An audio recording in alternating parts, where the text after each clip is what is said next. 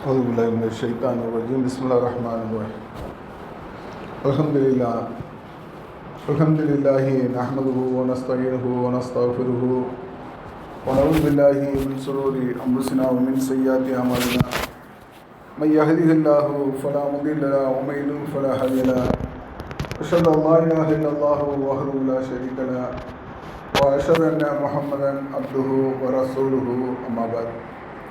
கண்ணியமும் பெரும் கருணையும் நிறைந்த எல்லாம் வல்ல அல்லாஹ்வின் நல்லடியார்களே, உங்கள் அனைவரின் மீதும் அல்லாஹ்வின் சாந்தியும் சமாதானமும் என்றென்றும் நிலவட்டுமாக என்று பிரார்த்தனை செய்தவனாக இந்த உரையை ஆரம்பம் செய்கிறேன். அன்பார்ந்த சகோதர சகோதரிகளே, புனிதமிக்க ரமலான் மாதம் இன்னும் ஓரிரு தினங்களில் நம்மை வந்து அடைய இருக்கிறது.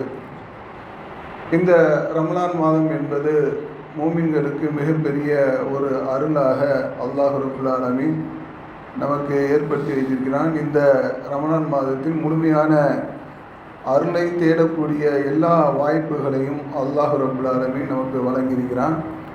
இந்த ரமலான் மாதத்துடைய பல சிறப்புகளை அறிந்து அந்த ரமலான் மாதத்துடைய முழுமையான அருளை நாம் அடைவதற்காக முயற்சியில் நாம் எல்லாம் ஈடுபட வேண்டும். அது இந்த உலக வாழ்க்கைக்கும் மறுமைக்கும் உண்டான மிகப்பெரிய ஒரு இடைவெளியை குறைக்கக்கூடிய ஒரு நிலையாக அது இருக்கும். அதிகமான ஒரு நன்மையை பெற்றுத்தரக்கூடிய ஒரு நிலையை ஏற்படுத்தும். அப்படிப்பட்ட அந்த ரமலானை நாம் அடைய இருக்கிறோம். அதில் அதிகமான இபாதத்துகளை செய்யக்கூடியவர்களாக நாம் இருக்க வேண்டும். அல்லாஹ் ரப்புல் ஆலமீன் இந்த ரமலான் மாதத்தை பற்றி திருமறை குர்ஆனில் சொல்லி காட்டுகிறான். ரமலான் மாதம் எத்தகையது என்று சொன்னால், அதில்தான் மனிதர்களுக்கு முழுமையான வழிகாட்டியாகவும் தெளிவான சான்றுகளை கொண்டதாகவும் நன்மை தீமைகளை பிரித்து காட்டக்கூடிய திருமறை குர்ஆனை முழுமையாக அருளப்பட்டது. அந்த திருமறை குர்ஆனுடைய அருள்தல் எங்கே தொடங்குச்சுன்னு சொன்னால் ரமலான் மாதத்தில் தான் தொடங்கப்பட்டது. அது நன்மை தீமையை பிரித்து காட்டக்கூடியதாக இருக்கிறது என்று சொல்லி அல்லாஹ் ரப்புல் ஆலமீன் திருமறை குர்ஆனில் சொல்லி காட்டுகிறான். இன்றைக்கி உலகத்தில் மிகப்பெரிய தேவையாக இருக்கக்கூடிய ஒரு நிலை என்பது எது சரி எது தவறு என்று தெரியாத ஒரு நிலை தான் இருந்து கொண்டிருக்கிறது. பல பேர் சரியாக இருக்கிறது என்று நினைத்து கொண்டிருக்கின்ற விஷயங்கள் தவறாக இருக்கிறது, தவறாக இருக்கக்கூடிய விஷயங்கள் சரியாக இருக்கிறது. எது தவறு எது சரி என்று பிரித்து பார்க்கக்கூடிய அந்த நிலையை அல்லாஹ் மனிதனுக்கு வழங்கியிருந்தும் கூட அதில் கவனமற்றவனாக மனிதன் இருக்கக்கூடிய நிலையை நம்ம பார்க்குறோம். முதல் மனிதனிலிருந்து இது தொடங்கக்கூடிய ஒரு விஷயந்தான். அல்லாஹ் ரப்புல் ஆலமீன் ஆதம் அலைஹிஸ்ஸலாம் அவர்களுக்கு ஒரு எல்லா வாய்ப்புகளையும் வழங்கி ஒரு சொர்க்கத்தில் ஒரு மரத்தை மட்டும் நீ தீண்டாத என்கின்ற அளவில் ஒரு சின்ன அளவில் ஒரு தடையை விதித்தும் கூட ஷைத்தான் எது நன்மை எது தீமை என்று காட்டக்கூடிய அந்த நிலையிலிருந்து அவர்களை மாற்றினான். இந்த மரத்தை நீ சாப்பிட்டா நீ புனிதராக மாறிவிடலாம், மலக்காக மாறிவிடலாம், அல்லது இங்கேயே தங்கிவிடலாம் என்று ஒரு ஆசை வார்த்தை கூடுவதன் மூலமாக அந்த நன்மையை அவர்கள் இழக்கக்கூடிய ஒரு சூழலை அவன் ஏற்படுத்தினான் என்பதை நம்ம பார்க்குறோம். அப்போ நமக்கு இதே தான் நிலைமை. இந்த உலகத்தில் எது சரி எது தவறு என்று நம்ம சரியான நிலையில் விளங்க முடியாதவர்களாக பல நேரங்களில் இருந்து கொண்டிருக்கிறோம். அப்படி மனித சமுதாயம் இருக்கக்கூடிய நிலையில் அல்லாஹ்வுடைய வேதம் என்ன சொல்கிறது என்று சொன்னால், இந்த வேதத்தை நீ படிப்பதன் மூலமாக இதை நீ பின்பற்றுவதன் மூலமாக முழுமையான ஒரு நன்மையை நீ பிரித்து பார்க்க முடியும். தவறு எது சரி எது என்று சொல்லி பிரித்து பார்க்கக்கூடிய ஒரு வேதத்தை தான் நான் உனக்கு அள்ளியிருக்கிறேன் என்று சொல்லி அல்லாஹ் ரப்புல் ஆலமீன் இந்த வசனத்தின் மூலமாக நமக்கு தெளிவுபடுத்தக்கூடிய ஒரு நிலைமையை பார்க்குறோம்.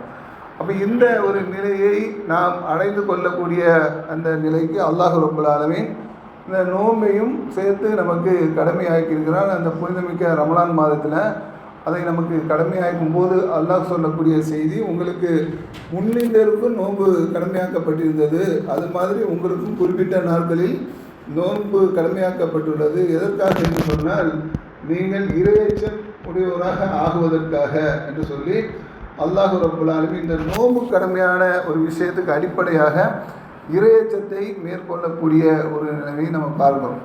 நமக்குள்ள பெரிய பிரச்சனை என்னன்னு சொன்னால், நமக்கு இறையச்சம் என்றால் என்ன என்பதை அறியாதவர்களாகத்தான் பெரும்பாலானவர்கள் மக்கள் இருப்பாங்க. நம்ம நினச்சிட்டு இருப்போம், நாங்களாம் பெரிய இறைச்சமுடைய ஆள், நாங்கள் சரியாக தான் செய்யக்கூடிய ஆள், எல்லாத்துக்கும் எங்கள் நிலை மேம்பட்ட நிலை என்று சொல்லி ஒவ்வொரு மனிதனும் தன்னைத்தானே பரிசுத்தமான என்று நினைத்து கொள்ளக்கூடிய ஒரு நிலை என்பது நம்ம அனைவருக்கும் உள்ள ஒரு நிலை தான். அப்படி தான் மனிதன் படைக்கப்பட்டிருக்கிறான். நான் ரொம்ப சுத்தம் அந்த மாதிரியான ஒரு நிலையை ஏற்படுத்தக்கூடிய ஒரு சிந்தனை உடையவனாக தான் மனிதன் படைக்கப்பட்டிருக்கிறான். ஆனால் அவனுக்குள்ள ஒரு தீமையை, அவனுக்குள்ள ஒரு தவறான விஷயங்களை அவனுக்கு சுட்டி காட்டும் போது அதிலிருந்து அவன் மீளக்கூடியவனாக இருந்தால் மட்டும்தான் அவன் இரையச்சம் உடையவர்களாக இருக்க முடியும் என்ற ஒரு நிலையை, ஒரு அந்தஸ்தை பெறக்கூடியவனாக இருக்கிறான். அப்பேற்பட்ட ஒருவராக நாம் இருக்கிறோமா என்பது தான் சிந்தனைக்குரிய ஒரு கேள்வியாக இருக்கிறது.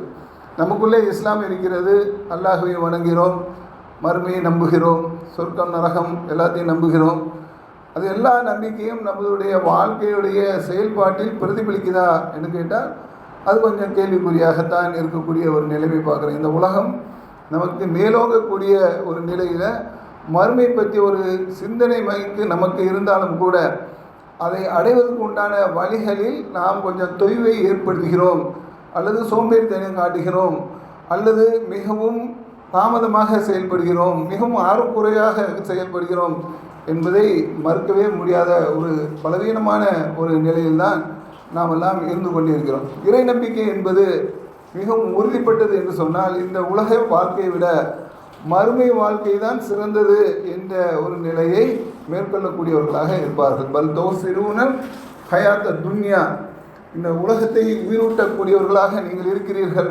ஆகிரத்த ஹைரூவாபுக்கா, மறுமை தான் உண்மையானதும் நிலையானதுமாகும் என்று சொல்லி அல்லாஹ் ரப்பல் ஆலமீன் சொல்லி காட்டுகிறான். அப்போ இந்த உலகத்தை பற்றி அதிக சிந்தனை என்பது நமக்கு இருந்து கொண்டிருக்கிறது. மறுமை பற்றிய சிந்தனை நமக்கு இருந்தாலும் அதை அடைவதில் பெரிய ஒரு சோம்பேறித்தனமோ அல்லது தயக்கமோ நமக்கு இருக்கக்கூடிய ஒரு நிலை நமது செயல்பாட்டின் மூலம் விளங்க முடிகிறது என்று சொன்னால் அதை மறுக்க முடியாத ஒரு நிலையாக இருக்கிறது. ஒவ்வொருத்தரும் அவர்களுடைய நிலைக்கு ஏற்ப இந்த உலக வாழ்க்கையின் பக்கம் அதிகம் கவனம் செலுத்தக்கூடியவர்களாகத்தான் நாம் இருக்கிறோம்.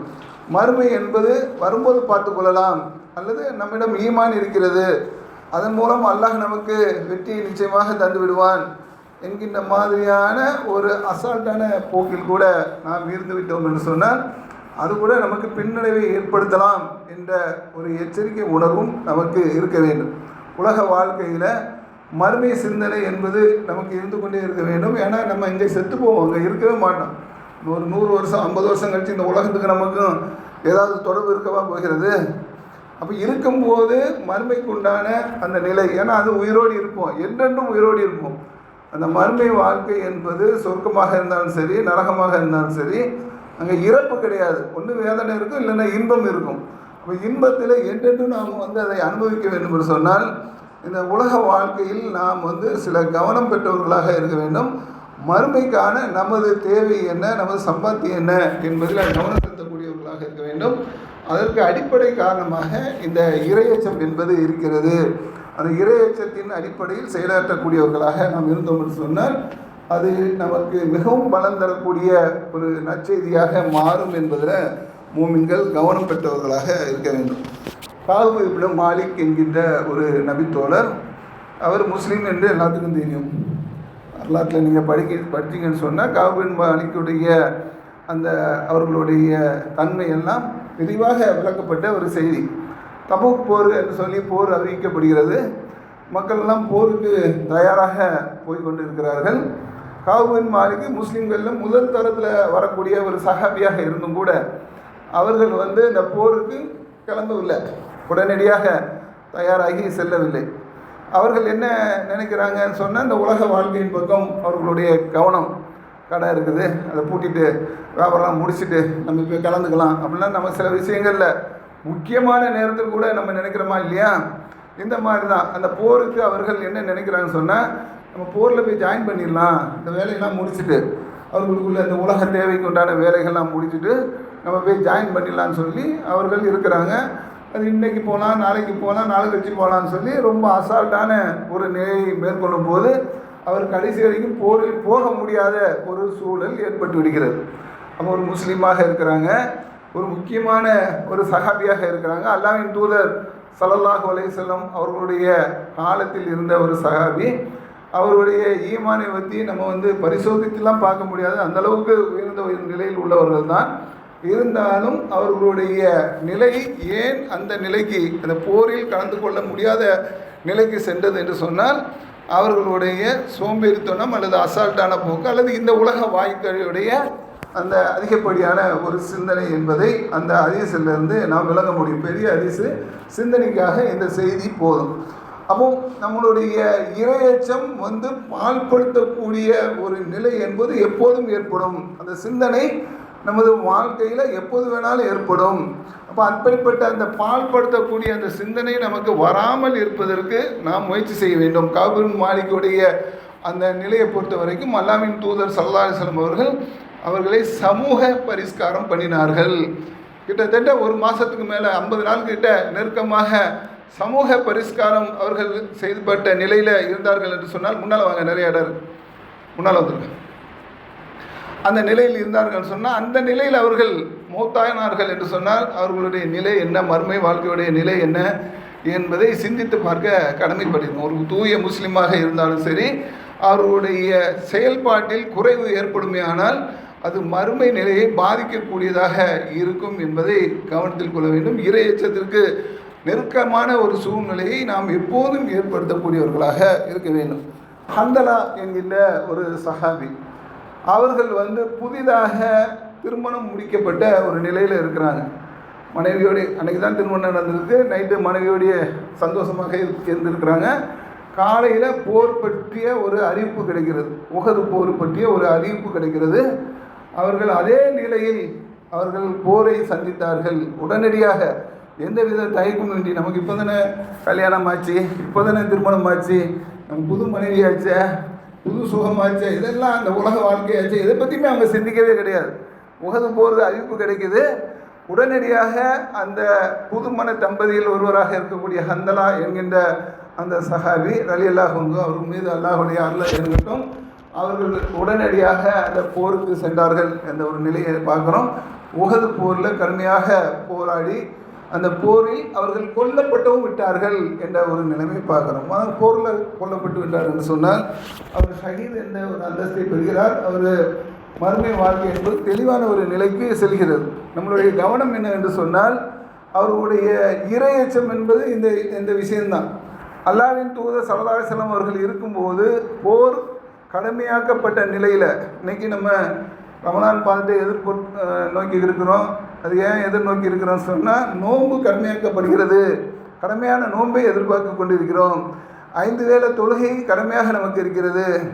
அது மாதிரி போர் கடமையாக ஈர்க்கப்பட்ட காலம். இப்போ இந்த காலத்தில் கூட நமக்கு போர் கடமையான அந்த நாட்டில் இருந்தோம் என்று சொன்னால் நம்மளுடைய நிலை என்ன என்பது கேள்விக்குறியான ஒரு நிலையாக கூட இருக்கும். அப்போ நம்ம இன்னைக்கு போருக்குண்டான ஒரு சூழல் இல்லாத ஒரு நாட்டில் இருக்கிறதுனால அதை பற்றிய முக்கியத்துவம் நமக்கு தெரியவில்லை. அப்போ கடமையாக்கப்பட்ட அந்த போரை அணுகுவதில் ஹந்தலா என்கின்ற அந்த சஹாபி திருமணம் என்று முடிந்த அந்த புது மன தம்பதியாக இருந்தும் கூட அவர் போரில் போய் போரிட்டு இறந்து போனார் என்கின்ற ஒரு செய்தி நமக்கு அவருடைய இரையச்சத்துடைய தன்மையை விளக்கக்கூடியதாக இருக்கிறது. ரெண்டுமே போர் தான். கஅப் பின் மாலிக் அவர்கள் சந்தித்ததும் போர் தான், இவர்கள் சந்தித்ததும் போர் தான். ஆனால் எந்த நிலையில் யார் இருக்கிறார்கள் என்பதை விளக்கக்கூடிய ஒரு சம்பவமாக இந்த சம்பவம் என்பது இருக்கிறது. அப்போ இரையச்சம் என்பது முஸ்லீம்களுக்கு ரொம்ப முக்கியமான ஒரு அம்சமாக இருக்குது. அது வாயளவில் உதட்டளவில் உள்ள ஒரு விஷயமெல்லாம் கிடையாது. அது நம்ம செயல்பாட்டு அளவில் இருந்தோம் என்று சொன்னால்தான் அது மறுமையில் நமக்கு பலம் தரக்கூடியதாக இருக்கும். அப்பேற்பட்ட அந்த இரையச்சத்தை ஒரு ப்ராக்டிஸாக செய்யக்கூடிய ஒரு நிலையில் உள்ள அந்த மாதம்தான் ரமலான் மாதம். அந்த நாளில் நம்ம அந்த மாதம் முழுவதும் நம்ம நோன்பு நோக்கக்கூடியவர்களாக அல்லாஹ் நமக்கு அதை விதியாக ஆக்கியிருக்கிறான். அந்த அடிப்படையில் நாம் அதை எதிர்கொள்ளக்கூடியவர்களாக இருக்கிறோம். அதனுடைய நோக்கம் என்பது இறையச்சம் தான், அதை மறந்துவிடக்கூடாது. நம்மளுடைய வாழ்க்கையிலுடைய பல நிலைகளில் இறையச்சத்தை இழந்தவர்களாக நாம் ஆகிவிடுகிறோம். அதுக்கு இந்த உலக வாழ்க்கையுடைய தன்மையும் அது காரணமாக இருக்கிறது. நம்மளுடைய அன்றாட வாழ்க்கையுடைய தேடலும் ஒரு காரணமாக இருக்கிறது. இதிலிருந்து அதை விட முடியாது, அதை விட்டால் இதை விட முடியாது என்கின்ற ஒரு நிலையில் பேலன்ஸான ஒரு வாழ்க்கை முறையை தான் அல்லாஹ் நமக்கு ஏற்படுத்தி வைத்திருக்கிறான். ரப்பனா ஆத்தினா ஃபி துன்யா, இந்த உலகத்திலேயும் நன்மையை அல்லாஹ் எங்களுக்கு தருவாயாக, மறுமையிலும் எங்களுக்கு தருவாயாக.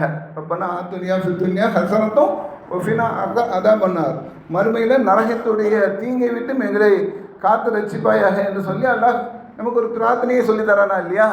இந்த உலகத்திலே நன்மையை தருவாயாக, மறுமையிலும் நன்மையை தருவாயாக, நரகின் தீங்கை விட்டும் காத்து ரட்சிப்பாயாக என்று சொல்லி அந்த பிரார்த்தையுடைய அம்சம் என்பது இருக்கிறது.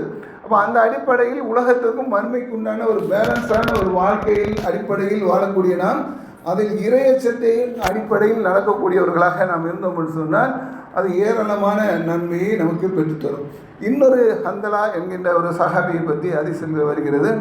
அவர்கள் அல்லாஹ்வின் தூதர் ஸல்லல்லாஹு அலைஹி வஸல்லம் அவர்களுக்கு எழுத்தராக பணிபுரிந்த ஒரு சஹாபி, மன்னர்களுக்கெல்லாம் கடிதம் எழுதக்கூடிய அந்த எழுத்தராக பணிபுரிந்த ஹந்தலா என்கின்ற ஒரு சஹாபி. அவர்கள் ஒரு நாள் என்ன செய்கிறாங்கன்னு சொன்னால், ஒரு வீதியில் நடந்து வந்துட்டு இருக்கும்போது அழுது கொண்டே வருகிறார்கள். எதற்காக அழுகுறாங்க அப்படின்னு சொன்னால், அந்த அபூபக்கர் ரலியல்லாஹு அன்ஹு அவங்க எதிர்நோக்குறாங்க. ஹந்தலா நீங்கள் ஏன் அழுகுறீங்க அப்படின்னு சொல்லி அபூபக்கர் ரலியல்லாஹு அன்ஹு அவங்க கேட்குறாங்க. அப்போ ஹந்தலா அவங்க சொல்கிறாங்க, நாம் அல்லாஹ்வின் தூதர் ஸல்லல்லாஹு அலைஹி வஸல்லம் அவர்களிடம் இருக்கும்போது நமக்கு அதிகமாக மறுமை நினைவு என்பது ஏற்படுகிறது, சொர்க்கத்தை பற்றிய ஒரு மிகப்பெரிய ஒரு விருப்பம் என்பது ஏற்படுகிறது, அதை பற்றிய ஒரு சிந்தனை அதிகமாக இருக்கிறது, நரகத்தை பற்றிய மிகப்பெரிய ஒரு எச்சரிக்கை என்பது அல்லாஹ்வின் தூதர் நமக்கு சொல்லி கொண்டு இருக்கிறாங்க, அது நமக்கு கண் முன்னாலே காட்சி தரக்கூடியதாக இருக்கிறது. அல்லாஹ்வின் தூதரிடம் இருக்கும்போது உலகத்தை விட மறுமை தான் நம்ம கண் முன்னாலே தெரிகிறது, அதற்குண்டான ஒரு மிகப்பெரிய ஒரு நன்மை நமக்கு கண்ணாலே தெரிகிறது, நம்ம அதை பின்பற்றக்கூடியவர்களாக நம்ம இருக்கிறோம். அதே நேரத்தில் அல்லாஹ்வின் தூதரை விட்டு நாம் விலகி வந்ததும் இந்த உலகம் நமக்கு பெரியதாக தெரிகிறது, இந்த உலகத்தை பற்றி அதிகமான சிந்தனை வருகிறது. தோட்டம் என்ன, துறவு என்ன, மனைவி மக்கள் என்ன, சம்பாத்தியம் என்ன, உலக இன்பங்கள் என்ன, இன்னைக்கு நம்ம எப்படி இருக்கிறோமோ அது மாதிரியான சிந்தனை தான் நமக்கு அதிகமாக வருகிறது. இது நயவஞ்சகத்தனமாக இல்லையா? அவர்களுடைய உள்ளுடைய குறைபாடு என்னன்னு சொன்னால், இங்கே ஒரு முகம் காட்டுறோம், அல்லாஹ்வின் தூதரிடம் ஒரு முகம் காட்டுறோமே, இது நயவஞ்சகம் இல்லையா என்கின்ற ஒரு சிந்தனை எனக்கு ஏற்பட்டது. உடனே எனக்கு அழுகை விட்டது, இது நயவஞ்சகம் தானே அப்படின்னு சொல்லி அபூபக்கர் ரலியல்லாஹு அன்ஹுவிடம் அந்த ஹந்தலா அவங்க சொல்கிறாங்க.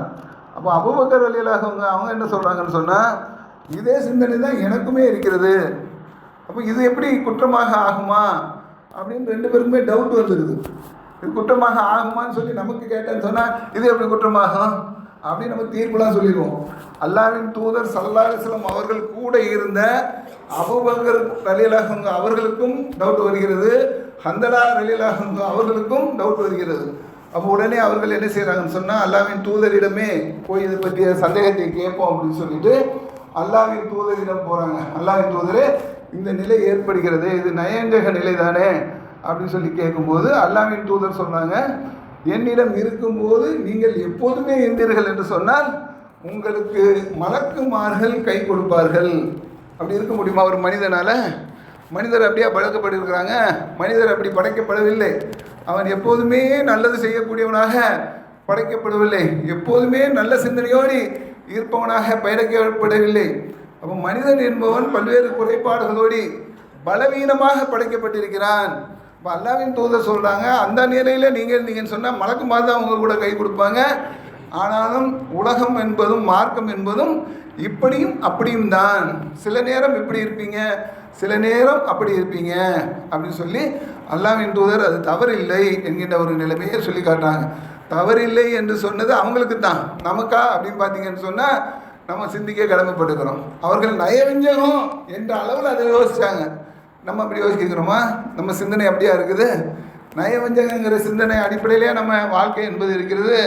உலகத்திற்காக அதிகம் ஆசைப்படக்கூடியவர்களாக, மறுமை பற்றிய எந்த விதமான பயமோ அக்கறையோ சிந்தனையோ, மௌத்தை பற்றியான எந்த விதமான ஒரு நிலையோ இல்லாமல் இந்த உலகம் நம்மோடு இருக்கிறது என்ற ஆர்வத்தில் செயல்படக்கூடியவர்களாக நாம் அதிகம் இருக்கிறோம் என்று சொன்னால், அது அந்த நிலையில் உள்ளவர்களுக்கு உண்டான ஒரு இப்படியும் அப்படிதான் என்கிற மாதிரியான ஒரு நிலை இல்லை. நம்ம பொறுத்த வரைக்கும் அப்படித்தான் என்கின்ற ஒரு நிலையில் உள்ளவர்களாக இருக்கிறோம். இதை கவனத்தில் வைத்துக் கொள்ள வேண்டும். எதுக்கு இது சொல்லப்படுகிறது என்று சொன்னால், இறையச்சத்திற்கு அப்பாற்பட்டு நமது கவனம் சென்றுவிடக்கூடாது. எப்போதும் இறையச்சத்துக்கு உட்பட்ட ஒரு அடியார்களாக நாம் இருந்தோம் வேண்டும் என்று சொன்னால்தான் மறுமையில் நம்ம வெற்றி அடையக்கூடியதாக இருக்கும் என்பதை மூமின்கள் கருத்தில் கொள்ள வேண்டும். இந்த ரமலான் மாதம் திருமறை குர்ஆன் அருளப்பட்ட மாதம் என்று அல்லாஹ் ரப்பல் ஆலமீன் திருமறை குர்ஆனிலே சொல்லி காட்டுகிறான். நன்மை தீமையை பிரித்து காட்டும். அப்போ நன்மை தீமையை பிரித்து காட்டும் என்று சொன்னால் இது யாருக்கு பிரித்து காட்டும்? தாலிகல் கிதாபுல் லா ரைப ஃபீஹி ஹுதன் லில் முத்தகீன். இது வேதம், இதில் எந்த விதமான சந்தேகமும் இல்லை. இறையச்சம் உடையவருக்கு இது வழிகாட்டி. இறையச்சம் உடையவருக்கு தான் அது நன்மை தீமையை பிரித்து காட்டும். இல்லைன்னு சொன்னால் என்ன ஆகும்? குர்ஆன் முழுதும் நீங்கள் படித்தாலும் சரி, குர்ஆனை மனப்பாடமே பண்ணியிருந்தாலும் சரி, அது நமக்கு நேர் வழி காட்டுமா? அல்லாஹ்வே திருமறை குர்ஆனில் சொன்னால் இதில் எந்த சந்தேகமும் கிடையாது, இது வேதம், இது இறையச்சம் உடையவர்களுக்கு தான் வழிகாட்டும் என்று சொல்லி அல்லாஹ் ரப்பல் ஆலமீன் சொல்லி காட்டுகிறான். அவர்கள் மறைவான வெற்றின் மீது நம்பிக்கை கொள்வார்கள், தொழுகையை நிலைநாட்டுவார்கள், அவர்களுக்கு நாம் வழங்கியதிலிருந்து செலவும் செய்வார்கள் என்று சொல்லி அல்லாஹ் அந்த இறை அச்சம் உடையவர்களுடைய அந்த பண்புகளையும் நமக்கு சொல்லி காட்டுகிறான். மறைவானவற்றை அல்லாஹ்வை நம்புகிறோம், வானவர்களை நம்புகிறோம், வேதங்கள் அதை நம்புகிறோம். மறைவானவற்றை எதுன்னு சொல்லி அல்லாஹ் நமக்கு சொல்லக்கூடிய சொர்க்கம் நரகம் இதெல்லாம் நம்ம பார்க்கவே கிடையாது. அல்லாஹ் சொல்கிறான், நம்புகிறோம். அந்த நம்பிக்கையில் ஆழமான உறுதியானவர்களாக நம்ம இருக்கிறோம். இந்த நம்பிக்கை என்பது நமக்கு ஆர்வத்தையும் தர வேண்டும், அச்சத்தையும் தர வேண்டும். சொர்க்கத்தை பற்றி அதிகமான ஒரு ஆர்வத்தை தர வேண்டும், நரகத்தை பற்றி அதிகமான ஒரு பயத்தை நமக்கு தர வேண்டும். நரகத்தில் விழுந்துக்கிறது சாதாரண ஒரு விஷயம் கிடையாது. அப்படி அதில் விழுந்து விட்டோம் என்று சொன்னால் அது ஒரு மிகப்பெரிய ஒரு தீங்காக ஒவ்வொரு மனிதனுக்கும் அமைந்துவிடும். அப்போ அதில் விழாதவாறு நமது செயல்பாடுகளின் மூலமாக அல்லாஹ்விடம் நன்மையை பெற்று சொர்க்கத்துக்கு செல்லக்கூடியவர்களாக நாம் இருந்தோம் என்று சொன்னால் அதுதான் நமக்கு பலம் தரக்கூடிய ஒரு விஷயமாக இருக்கும். அதற்கு அந்த நம்பிக்கை சார்ந்த விஷயம் என்பது மிக ஒரு தேவையான ஒரு விஷயமாக இருக்கிறது. தொழுகையை நிலைநிறுத்துவார்கள் அல்லாஹ் ரப்பல் ஆலமீன் சொல்லி காட்டுகிறான். இந்த உலகத்தில் கடமையாக்கப்பட்ட அந்த தொழுகையில் நாம் எப்படி நடந்து கொள்கிறோம், எந்த மாதிரியான கவனம் பெற்றவர்களாக இருக்கிறோம்? கவனம் இல்லாமல் தொழுவோருக்கு கேடுதான் அல்லாஹ் ரப்பல் ஆலமீன் திருமறை குர்ஆனில் சொல்லி காட்டுகிறானே, அப்படி இருக்கிறோமா? அல்லது சரியான முறையில் குறைஞ்சபட்ச பலவீனத்தோடு நம்ம தொழுகையை அணுகிறோமா? ஏன்னா மனுஷன் சொன்னால் பலவீனத்துக்கு உட்பட்டவன் தான் என்ற அடிப்படையில் குறைஞ்சபட்ச பலவீனத்தோடு அதை அணுகிறோமா? அல்லது தொழுகையை நமக்கு அது ஒரு பெரிய விஷயமே கிடையாது, நேரம் குறைக்கும் போது தொழுவனா அப்படிங்கிற மாதிரியான சிந்தனையில் செயல்படக்கூடியவர்களாக நம்ம இருக்கிறோமா? தொழுகையை பற்றி அல்லாஹ் மறுமையில் விசாரிப்பான அதை பற்றி அச்சத்தோடு நம்ம இருக்கிறோமா? இதெல்லாம் நம்ம கவனத்தில் கொள்ள வேண்டும். அல்லாஹ் நமக்கு வழங்கி இருக்கின்ற செல்வத்தின் மூலமாக நாம் நல்வழியில் செலவு செய்து நன்மையை சம்பாதிக்கக்கூடியவர்களாக இருக்கிறோமா? இதெல்லாம் நாம் கவனத்தில் கொண்டோம் என்று சொன்னால் நம்மளுடைய இறை எச்சம் எந்த அளவுக்கு இருக்கிறது என்பதை நாமே புரிந்து கொள்ளக்கூடியவர்களாக இருக்க முடியும்.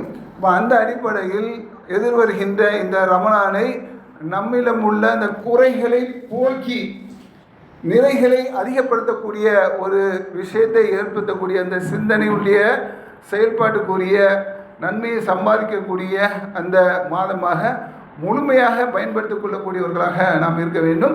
இறையச்சமுடையவர்களுக்கு தான் மறுமை வெற்றி என்பது ஒரு சாத்தியமான ஒரு நிலையில் உள்ள ஒரு விஷயம். அந்த அடிப்படையில் இந்த திருமறை குர்ஆனை அருளப்பட்ட மாதமாக இருக்கக்கூடிய அந்த ரமலான் மாதத்தை முழுமையான நன்மைக்குரிய மாதமாக அதனுடைய நன்மைகளை முழுமையாக அடைந்து கொள்ளக்கூடியவர்களாக நம் ஒவ்வொருவரும் இருக்க வேண்டும். அதற்குண்டான ஒரு சிந்தனையோடு இந்த ரமலான் மாதத்தை வரவேற்போம் என்கின்ற அந்த செய்தியை உங்களுக்கு சிந்தனைக்கு தந்தவனாக இந்த முதல் உரையை நிறைவு செய்கிறேன்.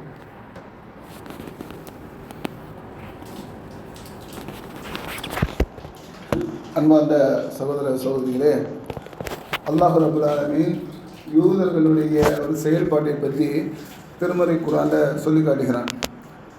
தூர் மலையை உங்களுக்கு மேலாக உயர்த்தி நாம் வழங்கிய அந்த தௌராத்தை உறுதியாக பிடித்து கொள்ளுங்கள். அவர்களுக்கு தௌராத் வேதத்தை அல்லாஹ் கொடுத்தானா இல்லையா, அதை உறுதியாக பிடித்து கொள்ளுங்கன்னு சொல்லி சாதாரணமாக இல்லை, தூர் மலைங்கிற ஒரு மலையை உயர்த்தி ஒரு அற்புதத்தை காட்டி அவர்களிடம் அல்லாஹ் உறுதிமொழி இருக்கிறான்.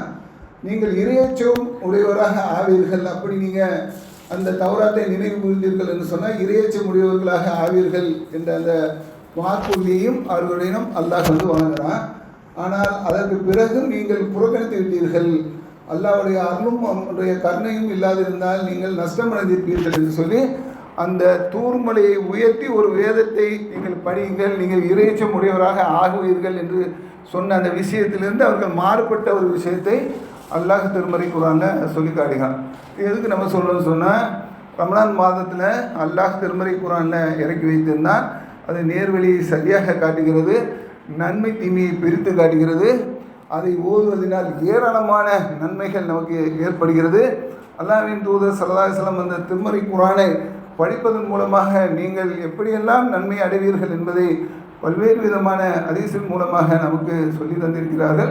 அப்பேற்பட்ட அந்த திருமறை குர்ஆனை ஓதுவதன் மூலமாக, அதை படிப்பதன் மூலமாக, அதன்படி நடப்பதன் மூலமாக இறை அருளை நாம் பெறவில்லை என்று சொன்னால் அது அந்த யூதர்களுக்கு எப்படி நஷ்டமாக ஆக்கப்பட்டிருந்ததோ அது மாதிரியான ஒரு நஷ்டத்தை நமக்கு தந்துவிடும் என்பதை கவனத்தில் கொள்ள வேண்டும். அல்லாஹ் வழங்கிய அந்த நேர்வழியை நாம் சரியான முறையில் பயன்படுத்தி இந்த உலகத்திலும் மறுமையும் வெற்றி அடையக்கூடிய மக்களாக நாம் இருக்க வேண்டும் என்ற சிந்தனையை உங்களுக்கு தந்தவனாக இந்த உரையை நிறைவு செய்கிறேன். அல்ஹம்துலில்லாஹி ரப்பில் ஆலமீன். அஸ்ஸலாமு அலைக்கும் வரஹ்மத்துல்லாஹி வபரகாத்துஹு.